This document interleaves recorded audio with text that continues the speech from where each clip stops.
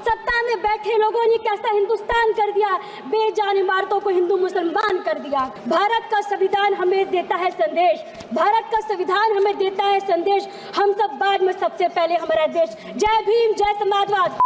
माननीय अध्यक्ष महोदय, धन्यवाद मुझे आज बोलने का अवसर देने के लिए। मैं सबसे पहले भारत के संविधान के रचयिता बाबा साहब डॉक्टर भीमराव अम्बेडकर जी को श्रद्धांजलि अर्पित करते हुए अपनी बात शुरू करूंगी। भारत का संविधान दुनिया का सबसे विस्तृत, सुंदर और अनोखा संविधान है। ये ऐसे भावनाओं के साथ बनाया गया है जो समानता, बंधुता और राष्ट्र एकता को बल देती है। आज जो मैं यहाँ खड़ी होकर अपनी बात कर रही हूँ, यह शक्ति हमें हमारे संविधान ने दी है। हमें गर्व है कि हमारी पार्टी के स्वर्गीय मुलायम सिंह जी और हमारी पार्टी के अध्यक्ष श्री अखिलेश यादव जी हमेशा संविधान के मूल्य की रक्षा की और सामाजिक न्याय के लिए संघर्ष किया। हमारे देश में हर नागरिक, चाहे जाति या धर्म कोई भी हो, खुद को सुरक्षित और शामिल महसूस करता है। लेकिन आज के दिन हमें यह सोचने की ज़रूरत है कि क्या हम संविधान के आदर्शों के अनुसार चल रहे हैं। 2014 से पहले भारत धर्मनिरपेक्षता, समानता और न्याय के प्रतीक था। 2014 से पहले सभी सरकारों ने संविधान का आदर किया था, लोकतंत्र, धर्मनिरपेक्षता को सुरक्षित रखा। पिछले 10 वर्षों से जब से एनडीए सरकार सत्ता में आई, इस सरकार ने संविधान की संस्थाओं पर निरंतर आघात करना जारी रखा।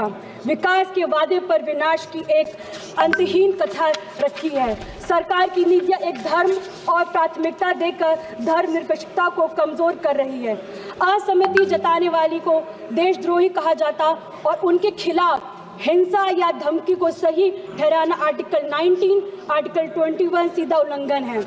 तुम्हारी फाइलों में गांव का मौसम गुलाबी है, तुम्हारी फाइलों में गांव का मौसम गुलाबी है, मगर ये आंकड़े झूठे हैं और ये दावा किताबी है। 2018 में लाए गए इलेक्टोरल बॉन्ड ने राजनीतिक फंडिंग में पारदर्शिता को खत्म किया, जिसे सुप्रीम कोर्ट ने असंवैधानिक बताया। कंट्रोवर्शियल कृषि कानून ने किसानों का विश्वास तोड़ा, उन्हें रद्द किया गया, लेकिन किसानों की समस्या आज भी अनसुलझी है। मंदिर मस्जिद के नाम पर संभल जैसे नए विवाद को जन्म देकर समाज में निरंतर घृणा और नफरत का माहौल पैदा किया जा रहा है। मगर मैं कहना चाहूंगी, सत्ता में बैठे लोगों ने ये कैसा हिंदुस्तान कर दिया, सत्ता में बैठे लोगों ने कैसा हिंदुस्तान कर दिया, बेजान इमारतों को हिंदू मुसलमान कर दिया। स्वतंत्र संस्थानों और मीडिया को दुरुपयोग किया जा रहा है। दलित की बेटी का अपहरण होना, उनका रेप कर दिया जाना, उनके शव को पुलिस द्वारा रात को पेट्रोल डालकर जला दिया जाना, उनके घरों में आग लगा दिया जाता, सभी घटनाएं 70 वर्ष के बाद भी हो रहा है। यूपी सरकार ने ESM लागू कर हड़ताल पर रोक लगाया है। राज्य में कोई भी कर्मचारी आज 6 महीने तक हड़ताल नहीं कर सकता है। साल 2014 से पहले तक जितने भी चुनाव हुए उन पर कभी उंगली नहीं उठी है, परंतु पिछले कुछ वर्षों में जिस प्रकार EVM पर उंगली उठी है, मत के साथ हेरफेर की बात समझ में आज सामने आई है। इससे निश्चय मतदाताओं के मन में भ्रम पैदा हुआ है।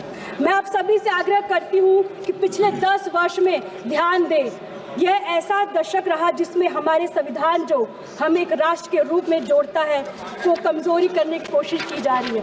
हर दिन हमें ऐसे काम और नीतियों देखने को मिलता है जहां अधिकारों और स्वतंत्रता को छीनने का प्रयास कर रहे हैं। हमें याद रखना चाहिए कि हमारे प्रियम्बल ये हमारे सामूहिक सपनों और मूल्य का प्रतीक है।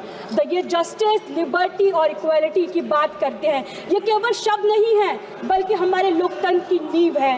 ये सिद्धांत हर नागरिक के सम्मान और गरिमा से जीने का अधिकार सुनिश्चित करने के लिए बने हैं। समाजवादी पार्टी पिछड़े, दलित, अल्पसंख्यक समुदाय के साथ मजबूती से खड़ी है।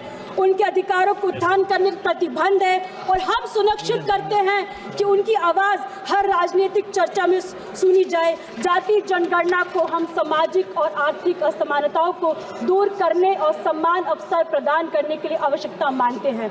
हमारा संविधान की मूल भावना है ये कि समाज के अंतिम पायदान पर खड़े व्यक्ति को मुख्य धारा से जोड़ना। हमारी पार्टी और हमारे नेता पीडीए के माध्यम से संविधान की उसकी मूल भावना को साकार कर रहे हैं। भारत का संविधान हमें देता है संदेश, भारत का संविधान हमें देता है संदेश, हम सब बाद में सबसे पहले हमारा देश। जय भीम, जय समाजवाद।